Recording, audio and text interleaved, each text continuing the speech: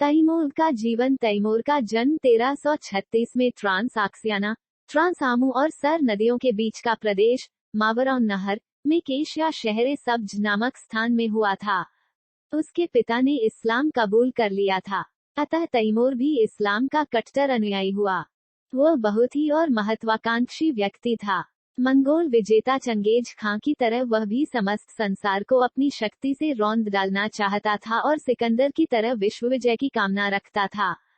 1369 में समरकंद के मंगोल शासक के मर जाने पर उसने समरकंद की गद्दी पर कब्जा कर लिया और इसके बाद उसने पूरी शक्ति के साथ दिग्विजय का कार्य प्रारंभ कर दिया। तैमूर लंग अर्थात तैमूर लंगड़ा, जो 8 अप्रैल 1336 18 फरवरी 1405 14वीं शताब्दी का एक शासक था, जिसने महान तैमूरी राजवंश की स्थापना की थी। उसका राज्य पश्चिम एशिया से लेकर मध्य एशिया होते हुए भारत तक फैला था। उसकी गणना संसार के और निष्ठुर विजेताओं में की जाती है।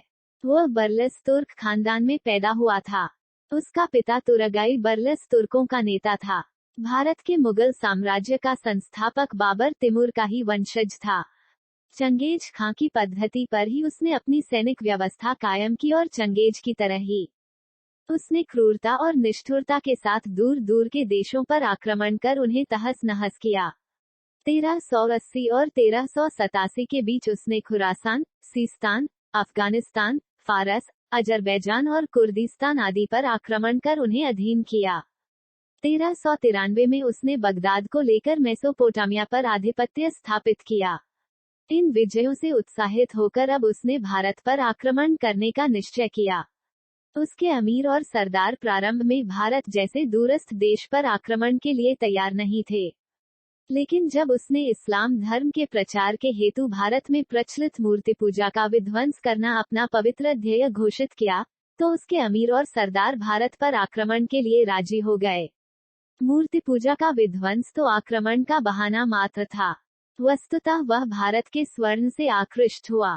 भारत की समृद्धि और वैभव के बारे में उसने बहुत कुछ बातें सुन रखी थीं। अतः भारत की दौलत लूटने के लिए ही उसने आक्रमण की योजना बनाई थी। उसे आक्रमण का बहाना ढूंढने की आवश्यकता भी नहीं महसूस हुई। उस समय दिल्ली की तुगलक सल्तनत फिरोज शाह के निर्बल उत्तराधिकारियों के कारण शोचनीय अवस्था में थी। भारत की इस राजनीतिक दुर्बलता ने तैमूर को भारत पर आक्रमण करने का स्वयं सुअवसर प्रदान दिया। 1398 के प्रारंभ में तैमूर ने पहले अपने एक पोते पीर मोहम्मद को भारत पर आक्रमण के लिए रवाना किया। उसने मुल्तान पर घेरा डाला और 6 महीने बाद उस पर अधिकार कर लिया। अप्रैल 1398 में तैमूर स्वयं एक भारी सेना लेकर समरकंद से भारत के लिए रवाना हुआ और सितंबर में उसने सिंधु, झेलम तथा रावी को पार किया। 13 अक्टूबर को वह मुल्तान से 70 मील उत्तर पूर्व में स्थित तुलुम्बा नगर पहुंचा। उसने इस नगर को लूटा और वहां के बहुत से निवासियों को कत्ल किया तथा बहुतों को गुलाम बनाया। फिर मुल्तान और भटनेर पर कब्जा किया। वहां हिंदुओं के अनेक मंदिर नष्ट कर डाले। भटनेर से वह आगे बढ़ा और मार्ग के अनेक स्थानों को लूटता खसोटता और निवासियों को कत्ल तथा कैद करता हुआ दिसंबर के प्रथम सप्ताह के अंत में दिल्ली के निकट पहुंच गया। यहाँ पर उसने 1 लाख हिंदू कैदियों को कत्ल करवाया। पानीपत के पास निर्बल तुगलक सुल्तान महमूद ने 17 दिसंबर को 40,000 पैदल, 10,000 अश्वारोही और 120 हाथियों की एक विशाल सेना लेकर तैमूर का मुकाबला किया, लेकिन बुरी तरह पराजित हुआ। भयभीत होकर तुगलक सुल्तान महमूद गुजरात की तरफ चला गया और उसका वजीर मल्लू इकबाल भागकर बारन में जा छिपा। दूसरे दिन तैमूर ने दिल्ली नगर में प्रवेश किया।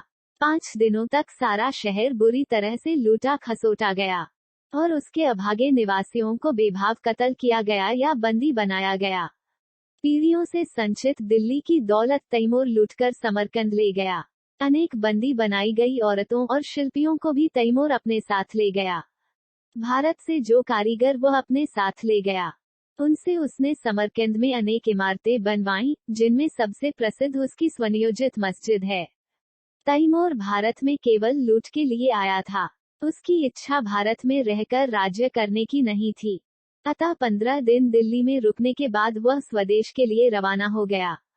9 जनवरी 1399 को उसने मेरठ पर चढ़ाई की और नगर को लूटा तथा निवासियों को कत्ल किया।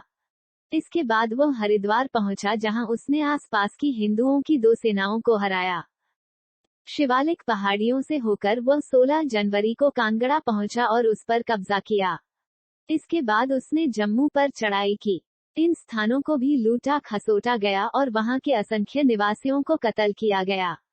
इस प्रकार भारत के जीवन, धन और संपत्ति को अपार क्षति पहुंचाने के बाद 19 मार्च 1399 को पुनः सिंधु नदी को पार कर वह भारत भूमि से अपने देश को लौट गया। भारत से लौटने के बाद तैमूर से 1400 में अनातोलिया पर आक्रमण किया और 1402 में अंगोरा के युद्ध में ऑटोमन तुर्कों को बुरी तरह से पराजित किया। 1405 में जब वह चीन की विजय की योजना बनाने में लगा था, उसकी मृत्यु हो गई। तैमूर लंग दूसरा चंगेज खां बनना चाहता था। वह चंगेज का वंशज होने का दावा करता था, लेकिन असल में वह तुर्क था। वह लंगड़ा था, इसलिए तैमूर लंग कहलाता था। वह अपने बाप के बाद सन 1369 में समरकंद का शासक बना। इसके बाद ही उसने अपनी विजय और क्रूरता की यात्रा शुरू की। वह बहुत बड़ा सिपहसालार था, लेकिन पूरा वहशी भी था। मध्य एशिया के मंगोल लोग इस बीच में मुसलमान हो चुके थे और तैमूर खुद भी मुसलमान था, लेकिन मुसलमानों से पाला पड़ने पर वह उनके साथ जरा भी मुलायमित नहीं बरतता था। जहां जहां वह पहुंचा, उसने तबाही और बला और पूरी मुसीबत फैला दी।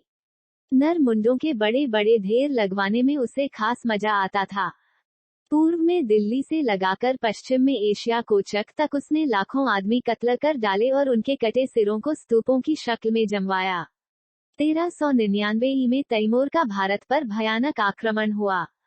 अपनी जीवनी तुजुके तैमूरी में वह कुरान की इस आयत से ही प्रारंभ करता है। ए पैगंबर, काफिरों और विश्वास न लाने वालों से युद्ध करो और उन पर सख्ती बरतो। वह आगे भारत पर अपने आक्रमण का कारण बताते हुए लिखता है, हिंदुस्तान पर आक्रमण करने का मेरा ध्येय काफिर हिंदुओं के विरुद्ध धार्मिक युद्ध करना है, जिससे इस्लाम की सेना को भी हिंदुओं की दौलत और मूल्यवान वस्तुएं मिल जाएं।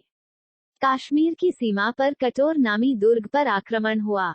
उसने तमाम पुरुषों को कत्ल और स्त्रियों और बच्चों को कैद करने का आदेश दिया। फिर उन हठी काफिरों के सिरों के मीनार खड़े करने के आदेश दिए। फिर भटनेर के दुर्ग पर घेरा डाला गया।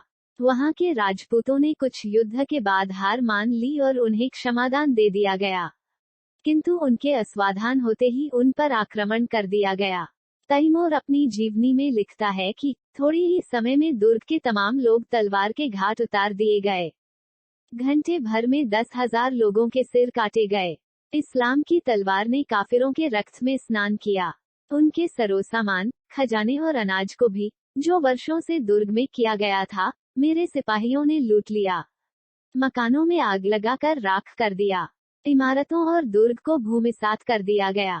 दूसरा नगर सरस्वती था जिस पर आक्रमण हुआ। सभी काफिर हिंदू कत्ल कर दिए गए। उनके स्त्री और बच्चे और संपत्ति हमारी हो गई। तैमूर ने जब जाटों के प्रदेश में प्रवेश किया, उसने अपनी सेना को आदेश दिया कि जो भी मिल जाए कत्ल कर दिया जाए, और फिर सेना के सामने जो भी ग्राम या नगर आया उसे लूटा गया। पुरुषों को कत्ल कर दिया गया और कुछ लोगों, स्त्रियों और बच्चों को बंदी बना लिया गया। दिल्ली के पास लोनी हिंदू नगर था, किंतु कुछ मुसलमान भी बंदियों में थे। तैमूर ने आदेश दिया कि मुसलमानों को छोड़कर शेष सभी हिंदू बंदी इस्लाम की तलवार के घाट उतार दिए जाएं। इस समय तक उसके पास हिंदू बंदियों की संख्या 1 लाख हो गई थी। जब यमुना पार कर दिल्ली पर आक्रमण की तैयारी हो रही थी, उसके साथ के अमीरों ने उससे कहा कि इन बंदियों को कैंप में नहीं छोड़ा जा सकता और इन इस्लाम के शत्रुओं को स्वतंत्र कर देना भी युद्ध के नियमों के विरुद्ध होगा। तैमूर लिखता है, इसलिए उन लोगों को सिवाय तलवार का भोजन बनाने के कोई मार्ग नहीं था। मैंने कैंप में घोषणा करवा दी कि तमाम बंदी कत्ल कर दिए जाएं और इस आदेश के पालन में जो भी लापरवाही करे उसे भी कत्ल कर दिया जाए और उसकी संपत्ति सूचना देने वाले को दे दी जाए। जब इस्लाम के गाजियों काफिरों का कत्ल करने वालों को आदर सूचक नाम को यह आदेश मिला तो उन्होंने तलवारें सूत ली और अपने बंदियों को कत्ल कर दिया। उस दिन 1 लाख अपवित्र मूर्ति पूजक काफिर कत्ल कर दिए गए। तुगलक बादशाह को हराकर तैमूर ने दिल्ली में प्रवेश किया। उसे पता लगा कि आसपास के देहातों से भागकर हिंदुओं ने बड़ी संख्या में अपने स्त्री बच्चों तथा मूल्यवान वस्तुओं के साथ दिल्ली में शरण ली हुई हैं। उसने अपने सिपाहियों को इन हिंदुओं को उनकी संपत्ति समेत पकड़ लेने के आदेश दिए। तैमूर लंग की मृत्यु। तैमूर लंग की मृत्यु फरवरी 1404 में हुई थी। सन 1941 में रूस के पुरातत्वविदों ने तैमूर के मकबरे की खुदाई कर उसके कंकाल का अध्ययन किया और पाया कि उसकी कूल्हे की हड्डी टूटी हुई थी और दाएं हाथ की 2 उंगलियां गायब थी। उसके कंकाल से यह भी पता चला कि उसकी लंबाई 5 फुट 9 इंच थी और छाती चौड़ी थी। कुछ लोगों का मानना है कि तैमूर लंग विश्व विजेता बनना चाहता था और एशिया के बड़े भाग को जीतने के बाद तैमूर लंग ने चीन पर आक्रमण किया, और माना जाता है कि इसी दौरान साधारण जुकाम से तैमूर लंग की मृत्यु हो गई थी।